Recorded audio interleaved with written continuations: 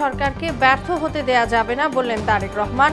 দ্রুত নির্বাচন দাবি, গণতন্ত্র বাধাগ্রস্তকারীদের প্রতিরোধের আহ্বান ফখরুলের। শেখ হাসিনা কোন স্ট্যাটাসে ভারতে আছেন জানতে চায়নি অন্তর্বর্তী সরকার। সংকট কাটিয়ে সম্পর্ক স্থিতিশীল করতে চায় দিল্লি। বাংলাদেশকে আরো $2 বিলিয়ন ঋণ সহায়তা দেবে বিশ্বব্যাংক। কঠিন শর্ত না দেওয়ার আহ্বান অর্থ উপদেষ্টার। এবং সরকার মূল্য নির্ধারণের পরদিনই বেড়ে গেছে ডিম ও মুরগির দাম। ক্রেতাদের ক্ষোভ, নজরদারি বাড়ানোর তাগিদ।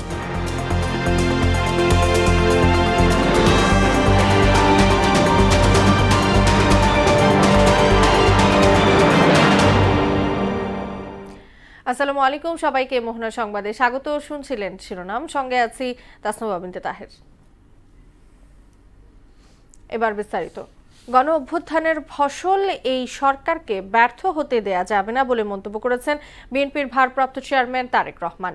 বিকেলে দলের সমাবেশে ভার্চুয়ালি যুক্ত হয়ে অগ্রাধিকার ভিত্তিতে সংস্কার শেষ করে নির্বাচন দিতে অন্তর্বর্তী সরকারের প্রতি আহ্বান জানান তিনি। আর দলের মহাসচিব মির্জা ফখরুল ইসলাম আলমগীর বলেন, কেউ গণতন্ত্র রুদ্ধ করতে চাইলে তা রুখে দিতে হবে। আরো জানাচ্ছেন হুমায়ুন কবির। আন্তর্জাতিক গণতন্ত্র দিবস উপলক্ষে নয়াপল্টনে কেন্দ্রীয় কার্যালয়ের সামনে বিএনপির গণসমাবেশ। প্রখর রোদ উপেক্ষা করে জড়ো হন বিএনপি ও সহযোগী সংগঠনের নেতাকর্মীরা। ঢাকা আশপাশের জেলা থেকে ব্যানার ফেস্টুন নিয়ে হাজির হন লাখো মানুষ। গণতন্ত্র পুনরুদ্ধার না হওয়া পর্যন্ত রাজপথে থাকার প্রত্যয় জানান বিএনপির নেতাকর্মীরা। পূর্ণাঙ্গ গণতন্ত্র ফিরিয়ে আনতে আমরা দেশনায়ক তারেক রহমানের নেতৃত্বে সেই স্লোগান টেক ব্যাক বাংলাদেশ, সেই বাংলাদেশকে ফিরিয়ে আনার জন্য আমাদের এই প্রত্যয়। এই সরকারকে আহ্বান জানাবো অনতি বিলম্বে সেই পেতাদেরকে খুঁজে বের করে আইনের আওতায় এনে তাদেরকে বিচার করার জন্য সুষ্ঠু নির্বাচন দিতে অন্তর্বর্তী সরকারের প্রতি আহ্বান জানান দলটির সিনিয়র নেতারা। গণতন্ত্র পুনরুদ্ধার তখনই হবে যখন বাংলাদেশের মাটিতে একটি অবাধ সুষ্ঠু নির্বাচনের মাধ্যমে, জনগণের ভোটের মাধ্যমে জনগণের সরকার প্রতিষ্ঠা হবে। জনগণের সরকার প্রতিষ্ঠা করার জন্য আপনাকে উদ্যোগ গ্রহণ করতে হবে। এটা আমাদের দাবি, জনতার দাবি, ছাত্র জনতার দাবি। আমরা আপনাদেরকে এতদিন জেলে রাখবো না, আমরা শুধু বিচার করব। এই দেশের জনগণ আপনার বিচার করবে। এই নিরপেক্ষ অন্তর্বর্তী সরকারকে আমরা অনুরোধ করতে চাই, অনতিবিলম্বে এই দেশে একটি সুষ্ঠু নিরপেক্ষ নির্বাচনের ব্যবস্থা করতে হবে। আর বিএনপি মহাসচিব মির্জা ফখরুল ইসলাম আলমগীর বলেন, ছাত্র জনতার আত্মত্যাগের মাধ্যমে গণতান্ত্রিক রাষ্ট্র প্রতিষ্ঠার সুযোগ এসেছে। আপনারা সেই গণতন্ত্রকে রক্ষা করবার জন্য অতীতে লড়াই করেছেন, আপনারা সেই গণতন্ত্রকে রক্ষা করবেন। সেই জন্যে এই গণতন্ত্রকে যদি কেউ ধ্বংস করতে চায়, আবার বিপদে নিতে চায়, লুট করে নিতে চায়, সেখানে আমরা অবশ্যই রুখে দাঁড়াবেন। ভার্চুয়াল প্ল্যাটফর্মে দেওয়া প্রধান অতিথির বক্তব্যে বিএনপির ভারপ্রাপ্ত চেয়ারম্যান তারেক রহমান বলেন, স্বৈরাচার সরকার আমলে লুটপাট আর ধ্বংসের খেলা চলেছে। এই মাফিয়া চক্র দেশকে সর্বক্ষেত্রে ভঙ্গুর করে দিয়েছিল। দেশকে সম্পূর্ণ আমদানি নির্ভর, ঋণ নির্ভর এবং পরনির্ভরশীল রাষ্ট্রে পরিণত করেছিল। মাফিয়া চক্র দেশের ব্যাংকগুলোকে পর্যন্ত দেউলিয়া করে দিয়েছিল। গত 1.5 দশকে দেশ থেকে প্রায় 17 লক্ষ কোটি টাকারও বেশি পাচার করে দিয়েছে এরা। অন্তর্বর্তী সরকারকে ব্যর্থ হতে দেওয়া যাবে না এমন মন্তব্য করে প্রশাসনিক সংস্কার ও আইন শৃঙ্খলা বাহিনীকে সক্ষম করে গড়ে তোলার পরামর্শ দেন তিনি। এই অন্তর্বর্তীকালীন সরকারকে কোনোভাবেই ব্যর্থ হতে দেওয়া যাবে না। দেশে বিদেশে থেকে নানা রকমের উস্কানিতেও জনগণ অন্তর্বর্তীকালীন সরকারকে ব্যর্থ হতে দেবে না। তবে অন্তর্বর্তীকালীন সরকার যাতে নিজেরাই নিজেদের ব্যর্থতার কারণ না হয়ে দাঁড়ায়, সে ব্যাপারে তাদেরকেও সতর্ক থাকতে হবে। দ্রুতই নির্বাচনী রোডম্যাপে উঠবে বাংলাদেশ, এমন প্রত্যাশাও জানান বিএনপির ভারপ্রাপ্ত চেয়ারম্যান তারেক রহমান। সংস্কার কার্যক্রমের পথ ধরে নির্বাচনী রোড ম্যাপে উঠবে আমাদের প্রিয় বাংলাদেশ। হুমায়ুন কবির, মোহনা সংবাদ, ঢাকা। সংকট কাটিয়ে ঢাকা দিল্লি সম্পর্ক স্থিতিশীল করতে চায় ভারত। দেশটির এক গণমাধ্যমে দেয়া সাক্ষাৎকারে এমনটা জানিয়েছেন ভারতের পররাষ্ট্রমন্ত্রী এস জয়শঙ্কর। আর পররাষ্ট্র উপদেষ্টা তৌহিদ হোসেন জানান, শেখ হাসিনার প্রত্যাপনের বিষয়ে এখনো আলাপ শুরু হয়নি। বিস্তারিত জানাচ্ছেন এমআর আসাদ। পররাষ্ট্র মন্ত্রণালয়ে সমসাময়িক বিষয়ে সাংবাদিকদের ব্রিফ করেন উপদেষ্টা তৌহিদ হোসেন।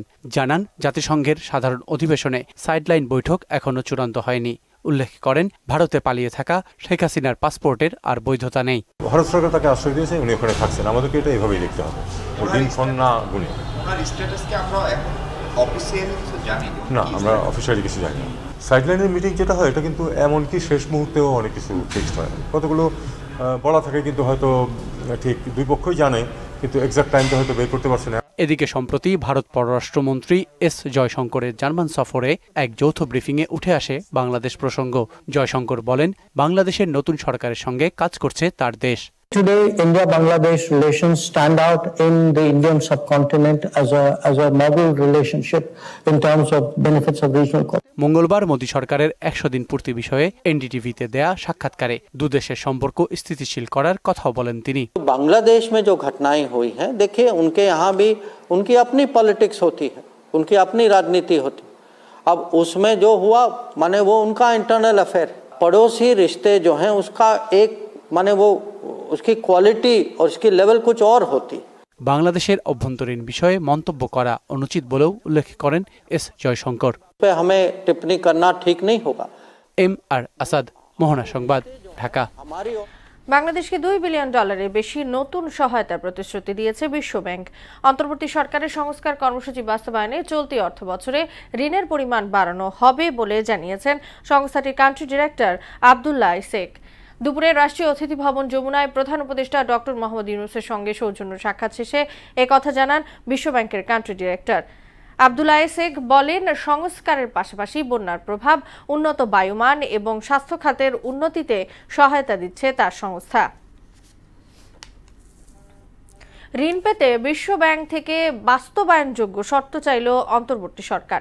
সকালে সচিবালয়ে সংস্থাটির দক্ষিণ এশিয়ার আঞ্চলিক কান্ট্রি ডিরেক্টর ম্যাথিউ ভার্জি সহ 7 সদস্যের প্রতিনিধি দলের বৈঠককালে একথা বলেন অর্থ উপদেষ্টা ডক্টর সালেউদ্দিন আহমেদ।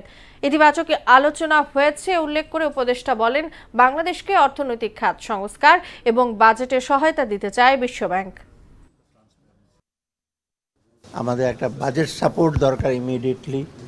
তারপর আমাদের কত ডেভেলপমেন্ট প্রজেক্ট আছে। ওয়ার্ল্ড ব্যাংক কিন্তু সবচেয়ে বহুজাতিক মাল্টিল্যাটারাল ইস্যুর মধ্যে সবচেয়ে বিগেস্ট ডোনার আমাদের। যেগুলো আমরা বলছি এটা বাস্তবায়নযোগ্য যেন হয়, এমন দেবে না যে আমরা ওটা বাস্তবায়ন করতে পারবো না, আবার টাকাও দেবে না। সোজাসুজি বলেছি, আমাদের যে সংস্কারের জন্য বা অর্থনৈতিক উন্নয়নের যে সমস্ত জিনিস বাস্তবায়নযোগ্য হয়, সেই কতগুলো অ্যাকশন আমাদেরকে দেবে।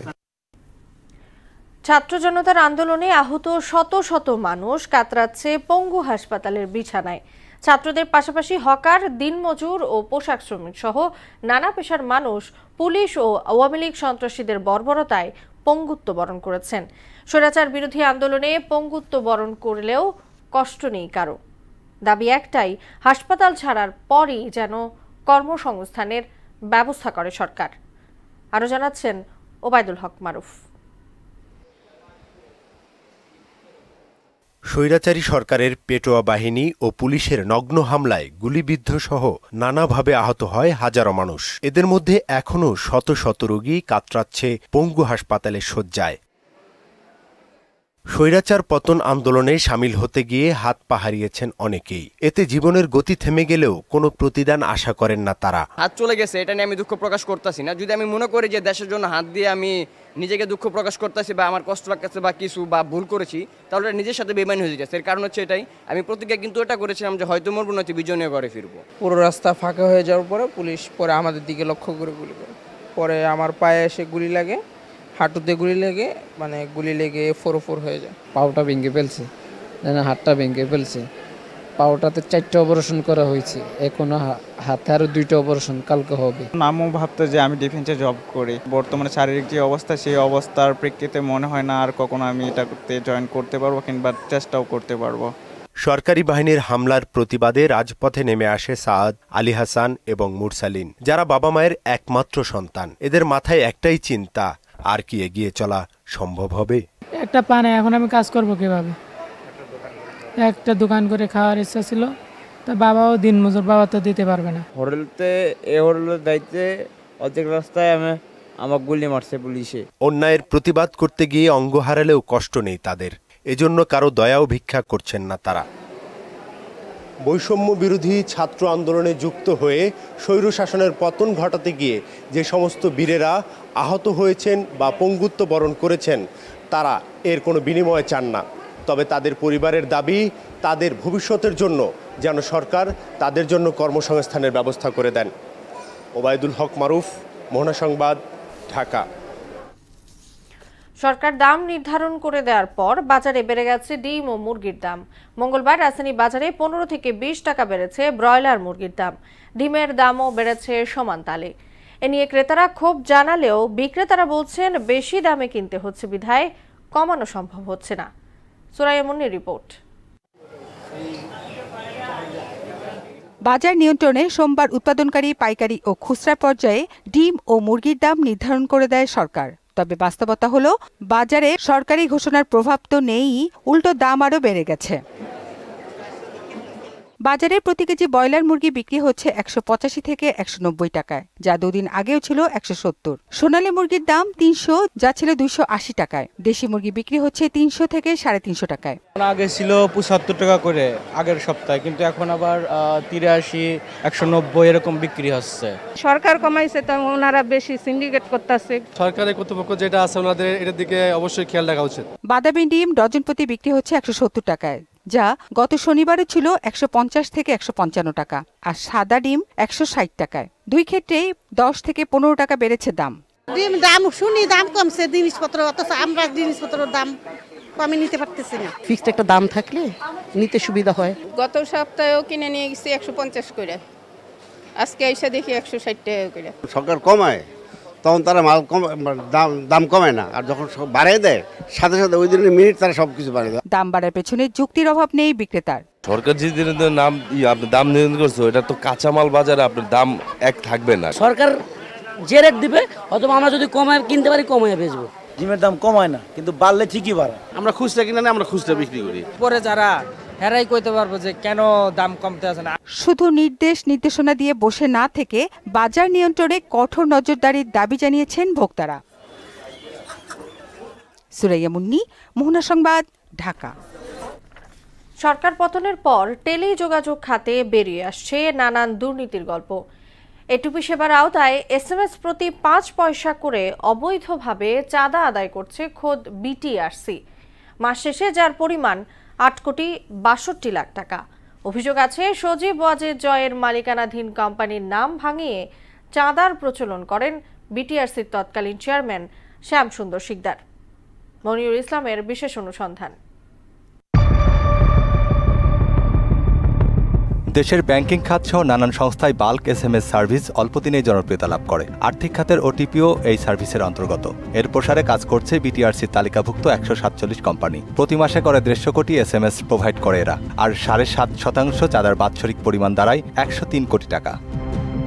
এর জনপ্রিয়তা দেখে নতুন কৌশল আটে বিটিআরসি। তৎকালীন চেয়ারম্যান শ্যামসুন্দর শিকদার একক ক্ষমতা বলে SMS এর নিয়ন্ত্রণ দেন ইনফোজিলিয়ন নামের একটি কোম্পানিকে, যারা চালু করে A2P SMS কমন ইন্টারকানেকশন নামে অবৈধ প্ল্যাটফর্ম। এটিকে সজীব ওয়াজেদ জয়ের প্রতিষ্ঠান দাবি করে SMS প্রতি ভ্যাট সহ 7.5 পয়সা চাঁদা বাধ্যতামূলক করেন শ্যামসুন্দর। ইনফোজিলিয়ন যে ব্যবসাটা করতেছে এটা with the blessings of the ICT adviser, এটা আপনাকে মাথায় রাখতে হবে। আইসিটি অ্যাডভাইজারের নিজস্ব চিন্তা চেতনায় এই এমএনপিটা করা, এবং সেই জায়গায় যদি আপনারা ইনফ্লুয়েন্সকে আপনারা যদি প্রতিপক্ষ বানান, আপনারা সাপোর্ট করবেন না, আমরা প্রতিপক্ষ বানাই ফেলছেন। এতে ধস নামে A2P SMS প্রোভাইডার কোম্পানিতে। সংকট সমাধানে তারা দ্বারস্থ হন উচ্চ আদালতের। তবে অদৃশ্য কারণে সেটিও আলোর মুখ দেখেনি। সংশ্লিষ্টরা বলছেন তৃতীয় পক্ষ হস্তক্ষেপ করায় আর্থিক প্রতিষ্ঠানের গোপনীয়তাও চলে যাচ্ছে তাদের হাতে। প্রত্যেকটা মানুষ কিন্তু SMS এর সাথে জড়িত। একটা মানুষ যদি OTP না পায়, তার কিন্তু ট্রানজাকশন বন্ধ, সে কিন্তু ব্যাংকিং ট্রানজাকশন করতে পারবে না, সে কিন্তু কোনো জায়গাতে ভেরিফাই হবে না। সিকিউরিটির ইস্যু থাকে, কাস্টমারের কনফিডেন্সিয়ালিটির বিষয়বস্তুগুলো থাকে। বিটিআরসির তৎকালীন কিছু কতিপয় অসাধু কর্মকর্তা কিংবা উপরমহল থেকে কারো হয়তো বা ইন্ধন ছিল, যে এই ব্যবসাতে তাদের একটা ভাগ দরকার। চাঁদাবাজি বন্ধে নতুন বাংলাদেশের বিটিআরসির কাছে আবেদন জানিয়েছে এসএমএস প্রোভাইডার সংগঠন IASP-AB। ইন্টারকানেকশন প্ল্যাটফর্ম বন্ধ সহ দুর্নীতি নিরসন, ট্যারিফে টেকনিক্যাল ত্রুটি, বাংলা এসএমএস বন্ধ, কন্টেন্ট ভ্যালিডেশন, রাজস্ব শেয়ার ও চাঁদা বাতিল এবং এগ্রিগেটর পর্যায়ে ক্রয় বিক্রয়ের অনুমতি দেওয়ার 7টি দাবি করে সংস্থা। জুলফিকার সাহেব বিটিআরসি ডিরেক্টর অ্যাক্সেস থাকা অবস্থা উনি একটা লাইসেন্স নিয়ে বের হয়ে যায়, নাম দিয়েছে ইনফোজিলন, এবং ওখান থেকে বের হয়ে আমাদেরকে ফোর্স করা শুরু করে প্রত্যেকটা এসএমএসের জন্য আমাদেরকে আলাদা করে টাকা দিতে হবে। চাঁদাবাজির সঙ্গে জড়িতদের বিচার দাবিও করেন সংস্থাটির সভাপতি ফিরোজ মাহমুদ। আমরা যখন এটা নিয়ে প্রতিবাদ করি তখন আমাদেরকে অফিসিয়ালি বলা হয় যে এইখানে এই টাকাটা না দিয়ে আপনারা ব্যবসা করতে পারবেন না, লুটেরা কোম্পানিকে এখান থেকে সরাইতে হবে, আমরা আর চাঁদা দিতে চাই না, এবং যারা এই দুর্নীতিবাজ কর্মকর্তা আছে এটার সাথে জড়িত তাদের ইমিডিয়েট বহিষ্কার করা হোক। যদি তাদেরকে বহিষ্কার করা না হয় আমরা এখানে অনশন ধর্মঘট পালন করব। এ বিষয়ে ইনফোজিলিয়নের জেনারেল ম্যানেজার আলমগীর হোসেনকে একাধিকবার ফোন দেয়া হলেও সাড়া মেলেনি। মনিরুল ইসলাম, মোহনা সংবাদ, ঢাকা। কয়েকদিন শান্ত থাকার পর ফের অস্থির হয়ে উঠছে গাজীপুর আশুলিয়ার শিল্পাঞ্চল। বেতন ভাতা সহ নানা দাবিতে কয়েকটি কারখানায় সকাল থেকে বিক্ষোভ শুরু করেন শ্রমিকেরা। গাজীপুর মহানগরীর টঙ্গী, চন্দ্রা, চক্রবর্তী এবং আশুলিয়ার জিরাবো এলাকায় এ শ্রমিক বিক্ষোভ হয়। এ সময় মহাসড়কে তীব্র যানজটের সৃষ্টি হয়। আশুলিয়ার জিরাবো এলাকায় শ্রমিকদের দুই পক্ষের সংঘর্ষে এক নারী শ্রমিক নিহত হন। বিস্তারিত ডেস্ক রিপোর্টে। মাত্র কয়েকদিন শান্ত থাকার পর মঙ্গলবার ফের অশান্ত হয়ে ওঠে গাজীপুর আশুলিয়ার শিল্প এলাকা। নানা দাবিতে ওইসব এলাকায় কয়েকটি কারখানায় বিক্ষোভ শুরু করেন শ্রমিকরা। এতে আশুলিয়ায় বন্ধ হয়ে যায় 19টি তৈরি পোশাক কারখানা। এর মধ্যে 15টি কারখানায় অনির্দিষ্টকালের বন্ধ ঘোষণা করা হয়। এ অস্থিরতার জেরে আশুলিয়ার জিরাবো এলাকায় শ্রমিকদের দুই পক্ষের সংঘর্ষের এক নারী নিহত হয়। এ সময় আহত হয় আরো অন্তত 20 জন। কেউ কোনো গুরুত্ব দিচ্ছে না, না মালিক পক্ষ দিচ্ছে, না মালিক পক্ষ ম্যানেজমেন্টের লোক দিচ্ছে, না বিজেএম এর লোক শুনছে আমাদের কথা, কেউ শুনতেছে না। 8 তারিখে আমরা বেতন নিয়ে চলে গেছি, ওইদিন লিখে দিয়েছে যে আমরা নাকি উপরে ভাঙচুর করছি, এই বিধায় 3 মাস লাগবে ওই ভাঙচুর ঠিক করতে। ইট প্যাটকেল নিয়ে মারছে, মানে এমন ভাবে বৃষ্টির মতো পড়তেছে, তো ওই জায়গায় যে মহিলারা যে পড়ছে পরে যে বাঁচার মতো সিস্টেম নাই। অনেকে লোক আহত হয়েছে, অনেকে মেডিকেল আছে। অফিসটা যদি আজকে খোলা থাকতো তাহলে আমাদের বোন মারা যাইতো না। এই শ্রমিক বিক্ষোভে গাজীপুরেও 3টি কারখানা বন্ধ ঘোষণা করা হয়। বিক্ষোভ চলাকালে শ্রমিকদের ধাওয়া পাল্টা ধাওয়ার এক পর্যায়ে টঙ্গীতে যান চলাচল বন্ধ হয়ে যায়। এ সময় ঢাকা ময়মনসিংহ মহাসড়কে দীর্ঘ যানজটের সৃষ্টি হয়। অনাকাঙ্ক্ষিত এই ঘটনার পর শিল্পাঞ্চলে আইন শৃঙ্খলা রক্ষাকারী বাহিনীর টহল জোরদার করা হয়। শিল্পাঞ্চলে থমথমে অবস্থা বিরাজ করছে। আফরিন পপি, মোহনা সংবাদ। সাম্প্রতিক বন্যায় মোট 14,269 কোটি 68,33,522 টাকার ক্ষয়ক্ষতি হয়েছে বলে জানিয়েছেন দুর্যোগ ব্যবস্থাপনা ও ত্রাণ মন্ত্রণালয়ের উপদেষ্টা ফারুকি আজম। বিকালে সচিবালয়ে এক অনুষ্ঠানে উপদেষ্টা জানান, বন্যায় ক্ষতিগ্রস্ত লোক সংখ্যা 9,42,811 জন, মৃতের সংখ্যা 74 জন। ইতিমধ্যে পুনর্বাসন প্রক্রিয়া শুরু হয়েছে বলেও জানান উপদেষ্টা। সাম্প্রতিক বন্যার যে মাঠ পর্যায় থেকে ক্ষয়ক্ষতি নিরূপিত হয়ে যা অনুমিত ক্ষয়ক্ষতির বিবরণ আমাদের কাছে আসছে, এটা মোট 14,269 কোটি 68,33,522 টাকা। পুনর্বাসন প্রক্রিয়া অলরেডি শুরু হয়েছে মাঠ পর্যায়ে। এটার জন্য কমিটি গঠন করা হয়েছে। বিশ্বের সর্বোচ্চ পরিবেশ বান্ধব আর 290 গ্যাস সমৃদ্ধ ইকোজোন সিরিজের নতুন মডেলের এসি বাজারে এনেছে দেশের জনপ্রিয় ব্র্যান্ড ওয়ালটন। বিদ্যুৎ সাশ্রয়ী ইনভার্টার প্রযুক্তির নতুন এই মডেলের এসি ওজন স্তরের কোনো ক্ষতি করবে না। বিশ্ব ওজন দিবস উপলক্ষে রাজধানী ওয়ালটন কর্পোরেট অফিসে ইকোজোন সিরিজের নতুন এই মডেলের এসি উদ্বোধন করেন ওয়ালটন হাইটেক ইন্ডাস্ট্রিজ পিএলসির managing director SM Mahbubul Alam.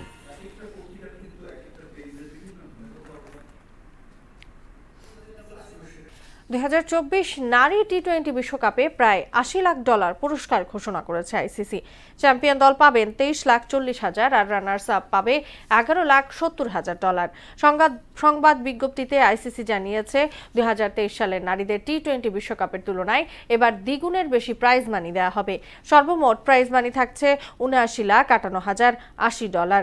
বিশ্বকাপ জয়ী দল পাবে $2.34 মিলিয়ন, যা এর আগের আসরের চেয়ে 134% বেশি। রানার্স আপ দল পাবে $1.17 মিলিয়ন। শেষ করব মোহনা সংবাদ, যাওয়ার আগে শিরোনামগুলো জানিয়ে দিচ্ছি আরো।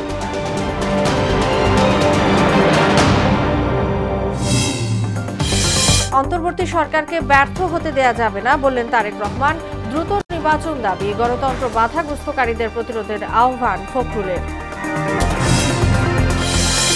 শেখ হাসিনা কোন স্ট্যাটাসে ভারতে আছেন জানতে চায়নি অন্তর্বর্তী সরকার। সংকট কাটিয়ে সম্পর্ক স্থিতিশীল করতে চায় দিল্লি।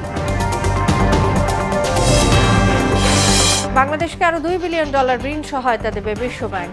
কঠিন শর্ত না দেওয়ার আহ্বান অর্থ উপদেষ্টার।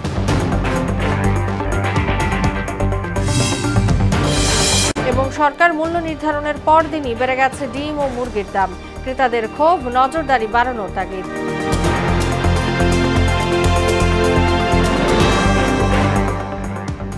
এই ছিল মোহনা সংবাদে। পরবর্তী সংবাদ রাত 12টায়। মোহনার সবশেষ খবর জানতে ভিজিট করুন www.mohana.tv।